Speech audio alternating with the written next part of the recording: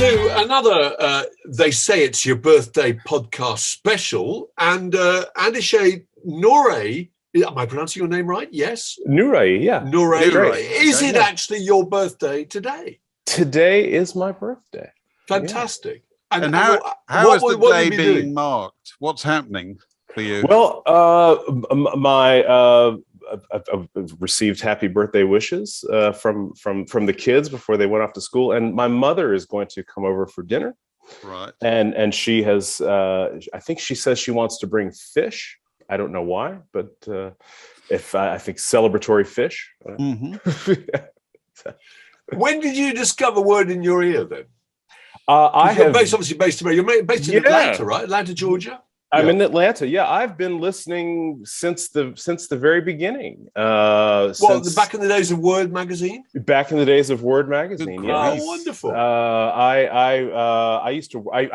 I'm a former journalist and used to work at home and would so had the chance to listen to podcasts out loud. I listened to podcasts when they were on iPods, so that's how old I am. I suppose that's true.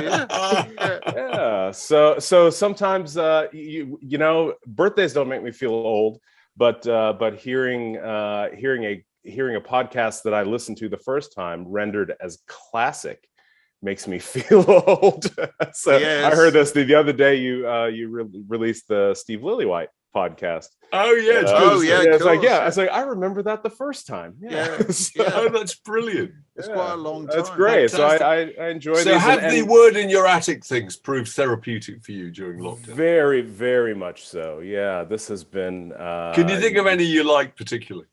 Toward the beginning, it was really nice to see Andy Partridge. I'm a big XTC. He was fantastic with his collection of 60s cereal packet free gifts.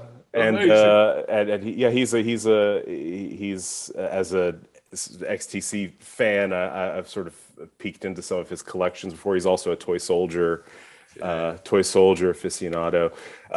So I got one of my pandemic stereotypes is we got a dog. And so the two of you plus the dog, we go on walks around Decatur, Georgia together. I don't know if you're aware of that, but does Georgia have my dog owes you a thanks as well. So. Does Georgia have any particular fondness or celebrate its famous rock and roll stars? Because there are loads, aren't there? Ray Charles, yeah, very. Otis Redding. Otis Redding, Little Richard, not for me necessarily personally, but closer to my generation would be REM. Athens, Georgia is about an hour down the road, and people of my vintage harp on about the Athens music scene quite a bit. And then much more recently, hip hop is pretty dominant. Kanye West, I think. Who would? I mean, Outkast would be the Outkast. I suppose are the Beatles of Atlanta hip hop. That's a tortured metaphor, but they're great, and they're definitely sort of the icons of. And then less. So I mean, hip hop and music is a big part of the culture, but increasingly TV and film are because of some tax credits that have moved a lot of production here. So when we watch, you've probably seen My Neighborhood on if you're watching Netflix, because we're constantly. I see your location. Are you? Yeah. We were watching. If you've watched the Karate Kid remake, that's all around. That's your patch, is it? Yeah, it's very strange to see Daniel LaRusso. Is it the kind of neighborhood that can be passed off as loads of other places? It is, yeah. Toronto used to be the favorite place to shoot movies, didn't it? Because they could make it look like anything. Yes, yeah. I remember was it Moonstruck? Cher where I recall, I don't know if it's apocryphal or a true story, but that they had to add garbage to the streets of Toronto to make it look like New York. I bet. You don't have to. The garbage is included here. You It's here. Okay. Yeah, it's good to know. So we traditionally start these chats by asking if you can remember the record playing machinery in your home when you were a child. Can you? I can, and in fact, my mother still has it. She has a Grundig console stereo. It's broken now. I keep meaning to have it repaired, but the record I remember playing on that was a 7-inch of Bohemian Rhapsody. Right, and that was. Over and over again, and in fact, my mother's my mother's record collection, probably half of which is behind me. She's very gracious that way, but I mean, her musical tastes very very much inform my own. So what else did she have? Things? She had a mix of I mean, mainly so here's the one that I listened to the most of my mother's. The first thing I stole from her was Elvis. Elvis, and this is 50 songs from Heartbreak Hotel on. It leaves out the Sun recordings, and I listened to this over and over again. And would stand in front of the mirror and do. Oh really? Oh, that's. I don't know if I do the it on quiff, the whole number. Yeah. I think that's going to remain in the past, but I can still do the lip curl. But I loved Elvis and I loved Genesis. I love Genesis. Right. So that came from my cousins. My family. I was born in the U.S. My family is Iranian, and two of my cousins went to high school in Birmingham, England, and they, in the mid '70s, and so they came out of that with a love of prog rock. So so Elvis and listening. Supper's ready. Good combination. Over and over again. So which stage of Genesis? I was a popular kid. Yeah. Is that the stage of Genesis you came in at? Is that Foxtrot or is that Nursery Crime? This is Fox. This is Foxtrot. Yeah. Is that where Genesis entered your life? Foxtrot. That's where they entered my life. But then around that same time, they were also on the radio too. So how old would you have been then? So probably, I think probably the first time I heard Foxtrot, I was probably 7 or 8 years old. So that would have been about 1980. And then at that era, Peter Gabriel, Phil Collins, Genesis were just every fourth song on the radio featured one of those, one of them. So it was a very nice time to be a fan of the Genesis franchise. So were you growing up in Georgia? I grew up in Maryland, just outside of. Oh, of course, yes. Yeah. Oh, right, okay. We had I also have another thing from my mother's here, which really as I was looking through my records and realized if I'm being honest, what really informed my tastes. I loved this sort of thing. Really? Before I realized it wasn't cool, then sort of it became kind of a secret thing, and then later on, as I grew up, could embrace it a little more. I loved, I guess, what you call Tom Jones and all that. Tom Jones. These are. They're great songs to sing too, in the car, at karaoke. They're fun. They're fun. I've later sort of moved on into sort of maybe the more respectable. Are we still allowed to sing songs like Delilah anymore, or do we feel uncomfortable about the lyric? I certainly. I mean, I laugh at "She's a Lady." I mean, that's what. She never asks very much, and I don't refuse her. Always treat her with respect. Never would abuse her.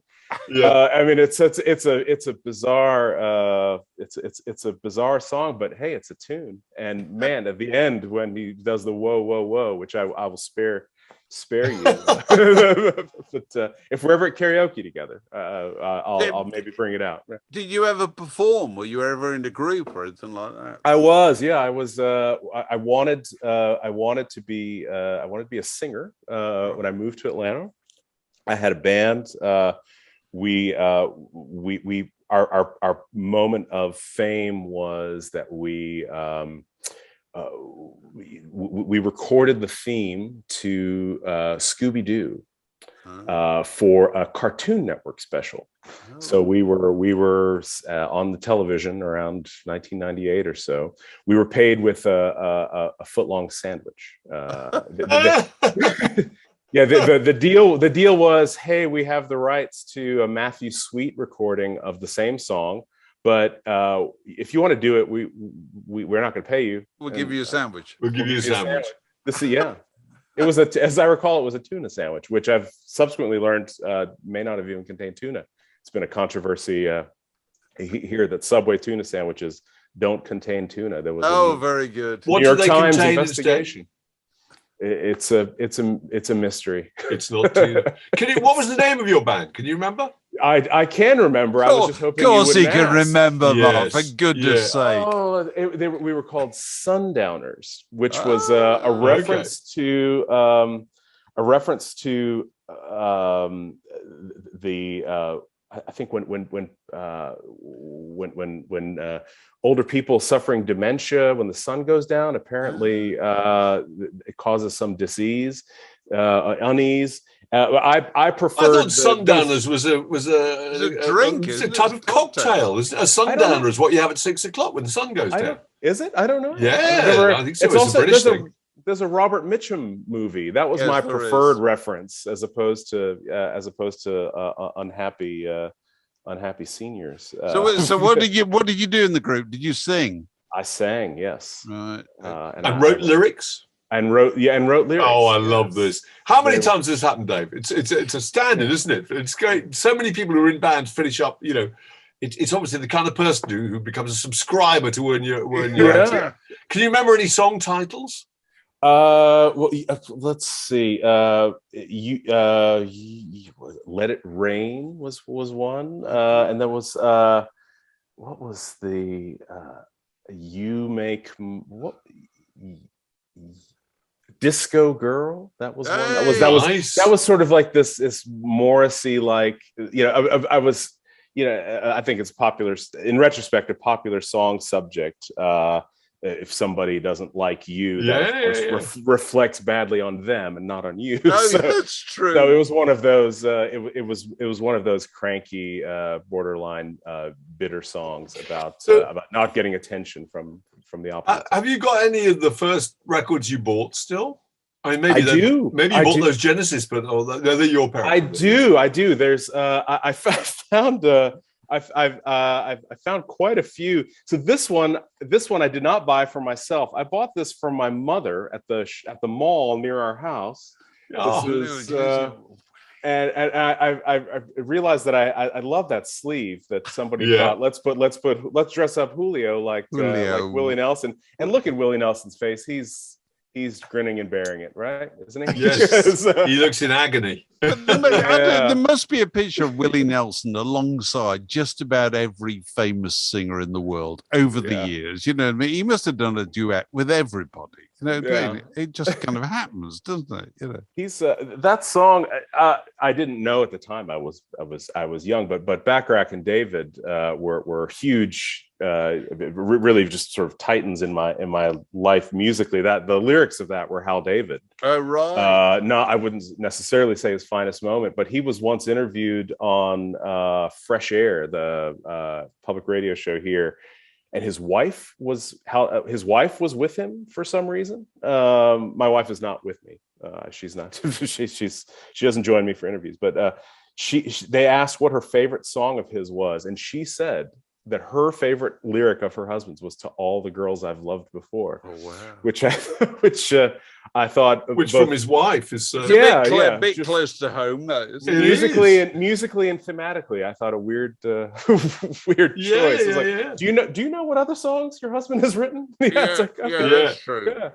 That was a great. The first one that I bought for myself, which I have here, is the Flashdance. That was a big deal. That film. It was my goodness me. Who is it? Jennifer Beals? Is it Jennifer Beals? Yeah, still. I think she's still or recently still on television. And this had the theme song, which was a Giorgio Moroder.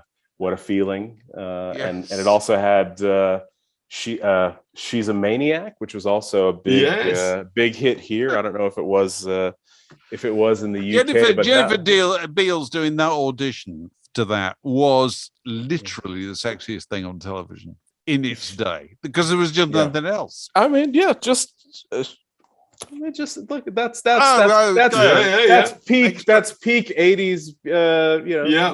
And she's still. She took over from Olivia Newton-John in that respect. Is it quite a similar, thing? Physical, isn't it? It is. To that.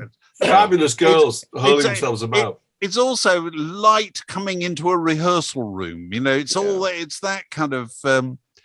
It's a loft, isn't it? A loft with a gorgeous girl prancing up and down. That was the kind of fantasy. Yeah, I guess that wasn't that was. I think I was pretty young when I saw that, and I think I didn't know why I liked it, but I sure did like it. I'm sure there were stirrings. I don't doubt that. So that's the beginning, the awakenings. Yeah. God, what else you got? I've got back to Prague. This was an early one. And of course, this is a double album, so this required a lot of thought and saving to get Seconds Out, which was not in any of the other, which was not in my cousin's collection. So that was the one I could buy on my own. They're reunited. I'm thinking of going to see them. I think they are. They were going to tour, weren't they, before lockdown? They began rehearsal. They began rehearsals, then it was cancelled. And Phil was, I don't think he's playing drums, but he's certainly out the front singing, isn't he? He is, yeah. His son is playing drums. That's right. 18 or 19-year-old kid. I was looking back at an old interview I did with Genesis, which must have been 1986. In Chicago, and Tony Smith, who was their manager at the time, and had managed them all the way through. And at the time, Phil Collins had loads of huge solo successes. And he said, no matter what happens with the people, I guarantee they'll keep coming back to Genesis. And boy, was he right! You know what I mean? Yeah. Yeah, it's 40 years later, whatever it is. Although I can't think of a more radical change of style from the old kind of mid-70s Foxtrot Genesis to the trio on videos with the drummer singing, making those kind of pop hits. It's absolutely astonishing, really, that it retained some of the same people, but it did. In retro, at the time, I was sort of in the middle of it, finding them around as a child in 81, 82. So it how strange it was seemed normal to me, but in retrospect, it's you wouldn't typically sell two such different products under the same label. I suppose it's what happened with video, wasn't it? That a lot of people. You had to either adapt or die, didn't you, at that point? Yeah. And Genesis adapted, didn't they? They did. Fantastic. Really comic, really setting themselves up. Dance and all that kind of stuff. Yeah. Like it's a bit like ZZ Top. Yeah. ZZ Top just completely reinvented themselves to be a video act. Yeah. I with the bassist Dusty Hill. Died last week. He just died recently, and I realized I don't have any ZZ Top records, but I know all of those sort of mid '80s ones by heart because the videos were everywhere. Absolutely, they were. Can you remember the first group you saw live? The first group I saw live, which I barely remember, was Kiss. My older brother wanted to go see Kiss. He's 7 years older than me, so this would have been in their 70s heyday. So my parents, innocent immigrants they were, They took the whole family to see Kiss at the Capitol Center in Landover, Maryland. Sorry, how long with the parents too? How long have they been in the United States at that Probably point? about 10 or 12 years, maybe. Oh, okay. So, and this is the first time they thought it was appropriate. Take it. Let's all go to a pop concert. Let's all go. Yeah. And family outing to see a lot of very weird men dressed up.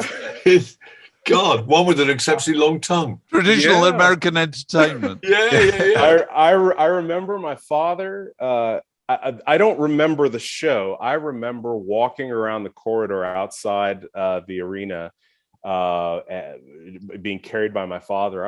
I think I was like 3 or 4 years old, right. and the story that I was told afterwards was they smelled marijuana, and they wanted to carry me around so that I didn't float away. You're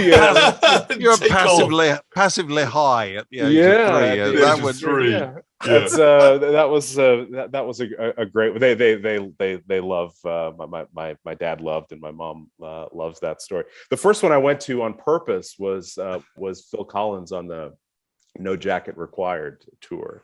Right. That was lots of fun. I remember that.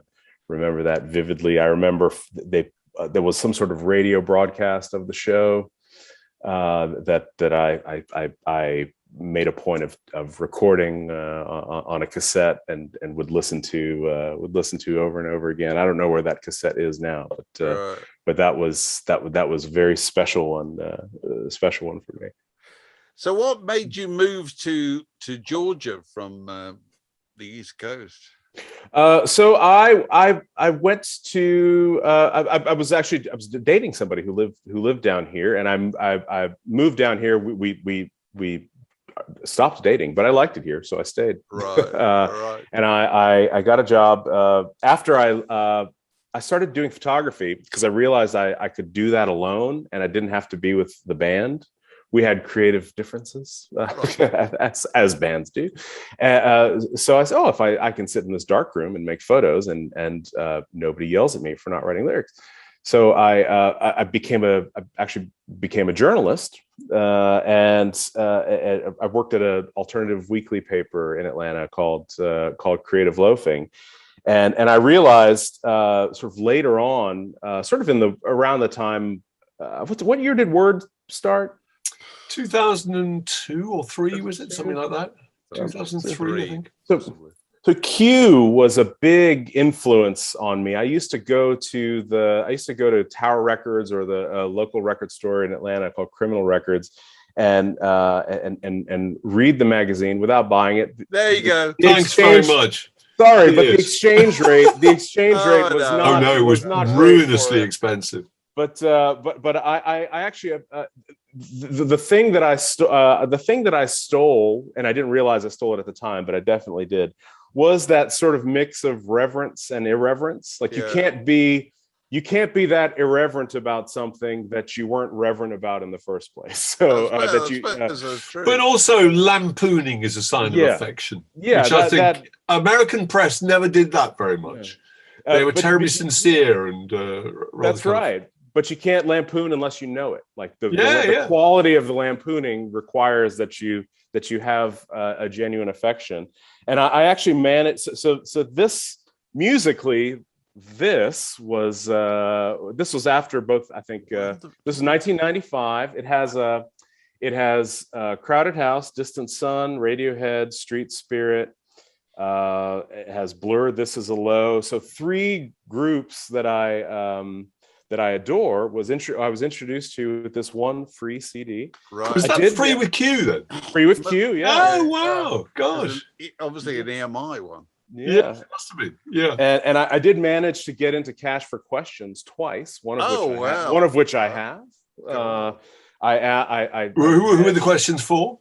I asked Brian Ferry to name every Roxy Music bassist in order. And good game. And he didn't even. The reply was something like, "I don't know what happened with that." Something he didn't even bother I gotta say, because they had a bewildering succession right at the beginning. Yeah. God, they did, and one of them went on to join Adam and the Ants almost immediately afterwards. Yeah, it was this what Spinal Tap was for drummers. No, it's the other way around. Music was for bassists. It's the other way around, Mark. Oh, was it the other way around? Maybe it was. Gary Tibbs. Tibbs joined Roxy Music because the first Roxy Music bass player is the guy who has his picture on the cover of the first album and then never appeared with them or something like that. Graham Simpson or whatever. Yes. And sorry, I'm going to go off on a tangent here. Wasn't Johnny Gustafson, who was the original bass player of the Big Three, wasn't he involved in Roxy Music? I think was. For about a week. I think he was. Yeah. He shows up on the sleeve for one of them, but I don't remember. If Brian Ferry can't keep track, why? I wouldn't expect me to. Yeah, but Brian was dealing with his girlfriends. I would imagine he probably didn't pay. He wouldn't have even noticed who was playing. Who was in the band? He had other distractions. He's busy at the photo shoot. That's great that Q Magazine introduces all those people. That's fantastic. So what did you do at the paper that you were talking about? Did you write music reviews for that? I did. I wrote among other things. Yeah, I wrote the entertainment nightlife column. All right. So so that would often feature. So I'd do 4 or 5 events a week, and so you got free records and free tickets, didn't you? Free tickets. Not that many free records, but free tickets. And I got. Were you a big guy around town? Be honest. Be honest. The guys on the door know you when you. The guys at the door at clubs knew me. Yeah. Were bands incredibly obsequious and over friendly? No. You know where I was well known was at the low cost sort of pizza and sandwich restaurants where the free paper was distributed. Oh, right. So those guys, the guys who worked there, they all read that, and you're the guy from Creative Loafing, right? Extra pepperoni for you. So Yeah. It was nice. I stole the Qism. I stole most transparently was funny captions for right. I wrote one of my favorite Q ones was there was a picture of Sophie B Hawkins standing over a bathtub and yes, naked, wearing a pair of shoes. And do you remember the caption? I don't. No, go on. It was damn, I wish I was your loofah. Oh, which I was reading that in Tower Records, like, okay, these people are they're my kind of people. So I remember one of my very first assignments. I photographed the Beach Boys, and I got a picture. I was the photographer as well, so I snapped a photo and I wrote about it. I photographed Mike Love holding his finger up like that. And the caption was, Mike Love indicates number of actual Beach Boys on stage or something like that. Very good. And I don't know if it's always the one. If you have a picture of somebody with a hand up, you can usually find, it's kind of like those step forward, all those people who think so and so. Because it's a completely moribund art form nowadays, isn't it? With the decline of the paper periodical. Yeah. We all spent our years learning how to do big captions, away, kind of crossheads and headlines and stuff like that. And you think it's like being a blacksmith, you know. Yeah. So now they have to be engineered for people to Google them. What happened to Creative Loafing? Is that still around? It is still around. It's a husk of its former self, but the name is still there. I left a while ago, 2008. I went to work at the charity Care. All right. Okay. And that was fun. I got to travel quite a lot at that job. See the world. Yeah. And the other, I was thinking of travel late. So my other cash for questions was to Brian Eno, who is playing a gig tonight in Athens, Greece. In Greece, oh right. In Greece, yeah. It's an ambient gig with his brother. I don't know how that works. Everybody be quiet, I guess. But we're gonna make a quiet. What was your question for Brian Eno? If I couldn't, I even have it here. I asked him if he was smugly gratified by the relative failure of the Eno-less U2 album Pop, and he it sounded kind of pissy. He said, no, for a band at that stage in their career to be experimenting should be lauded or something. Or something like that. And I felt badly in retrospect because I'm a huge fan. I said, oh, I accidentally irritated somebody who's a hero. However, I managed to meet him. I didn't mention that I remember me from 20 years ago. I made a rude comment to you, but I met him in Barcelona. I was there with my family, and one of my kids. This is to tell you how what sort of father I am. We were at luggage claim, and one of my kids, who was 6 at the time, said, "Daddy, that's Brian Eno." That's Brian Eno. Good parenting. On the sound system. Yeah. Oh, incredible! The sound. It was an ambient track too.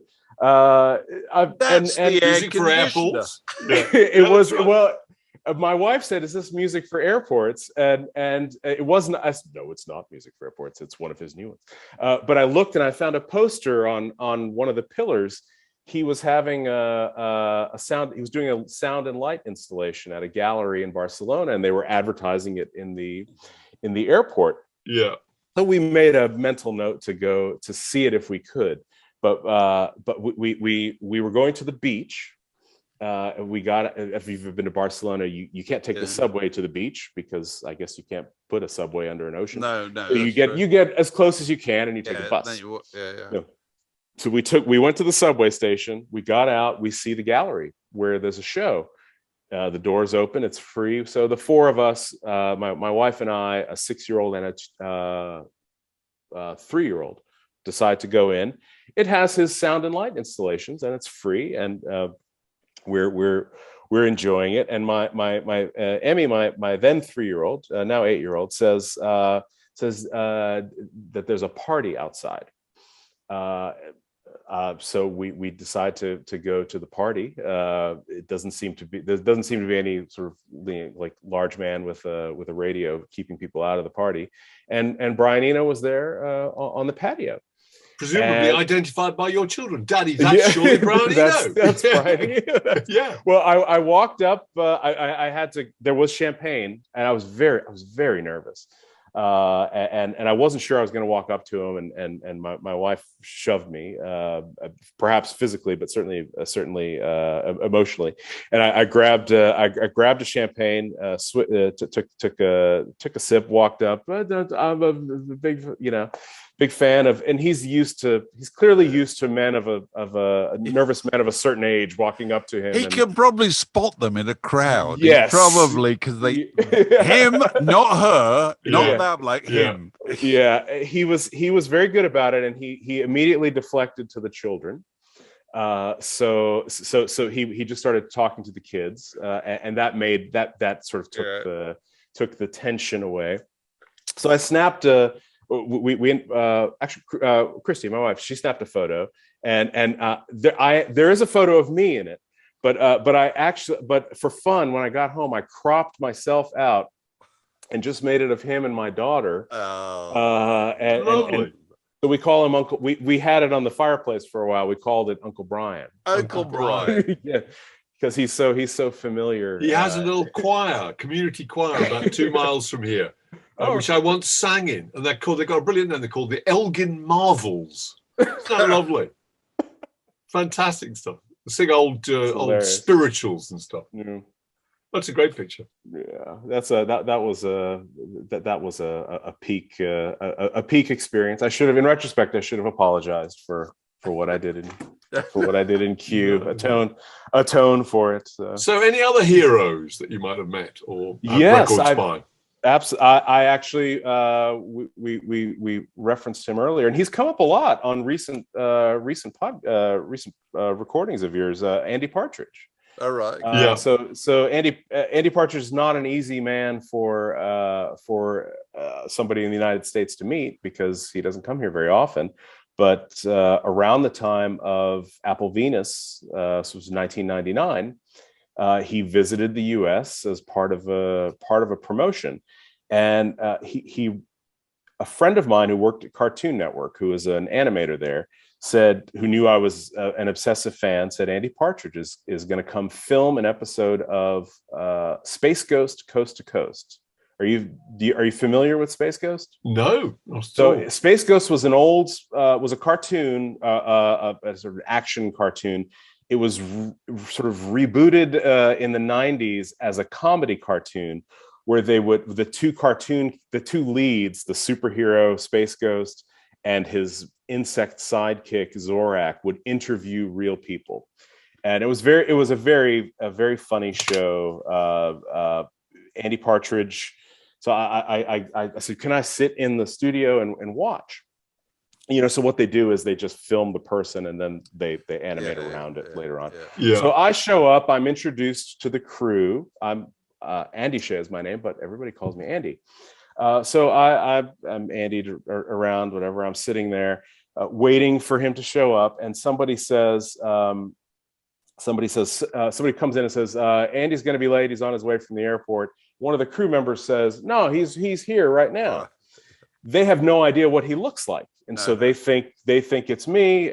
Everybody laughs. So whatever, for that moment, I'm cool.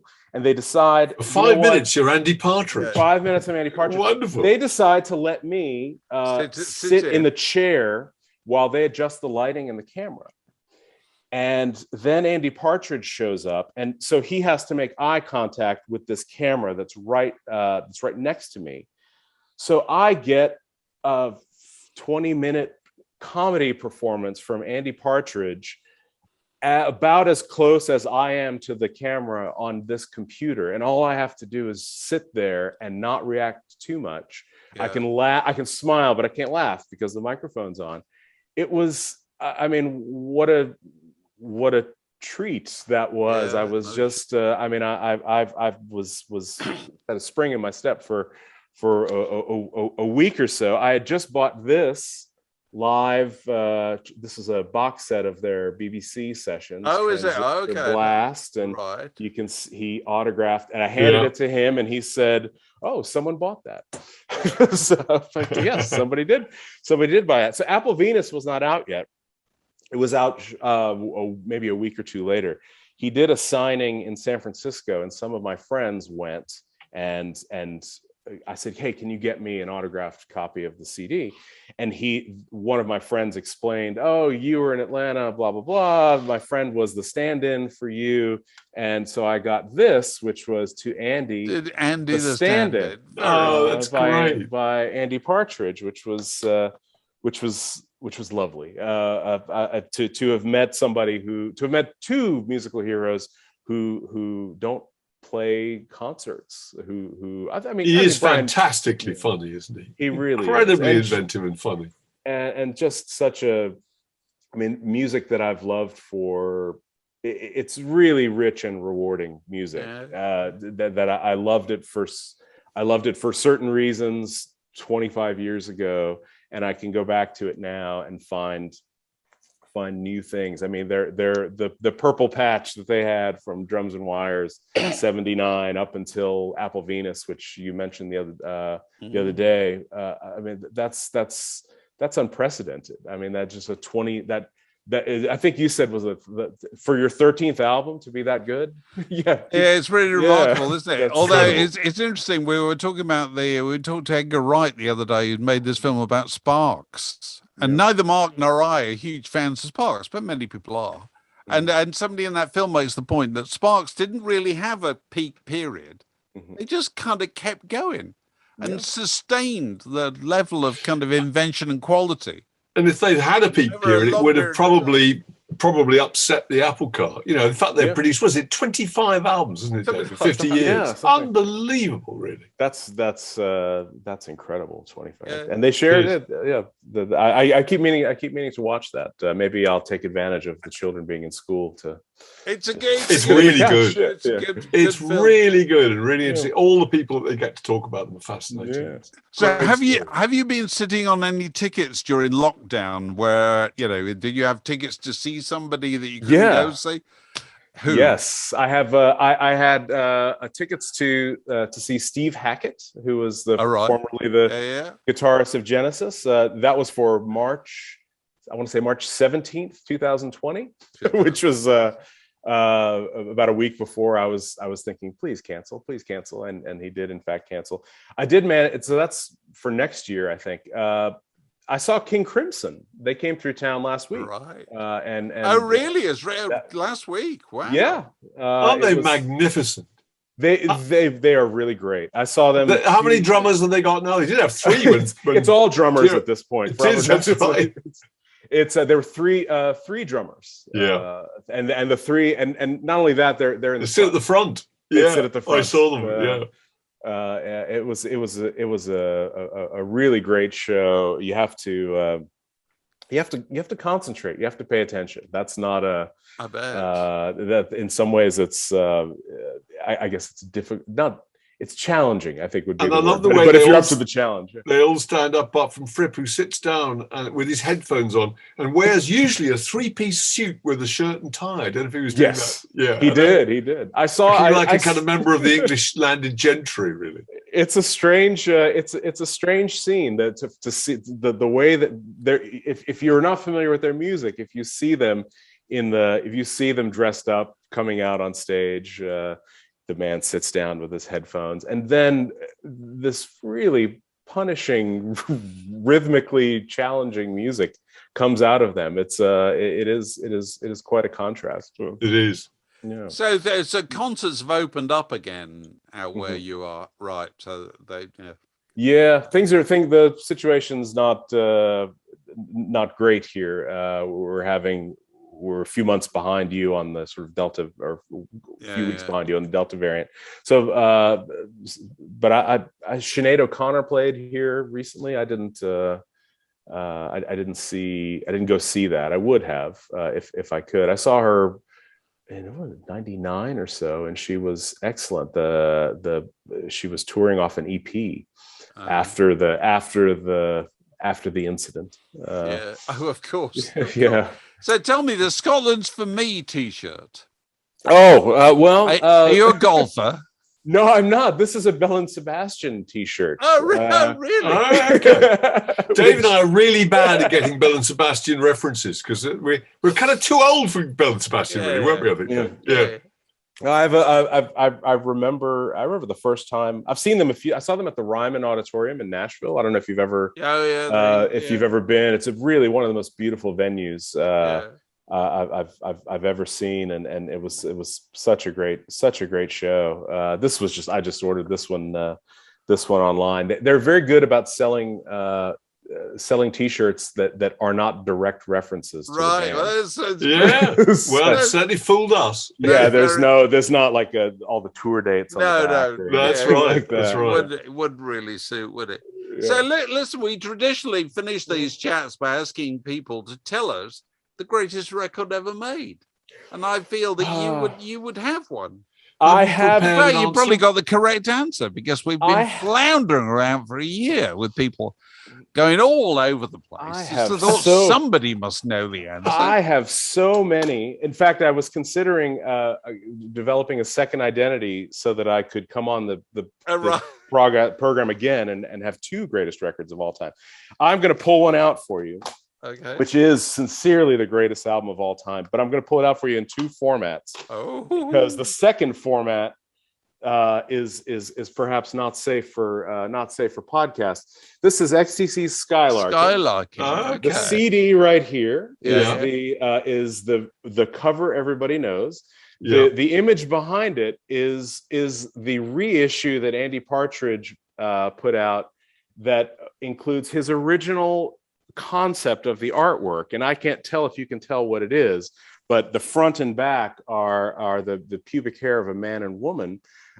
So wow. And there you go. Which Andy, I will defend Andy Partridge. Was that sold in shops? No, this was sold online.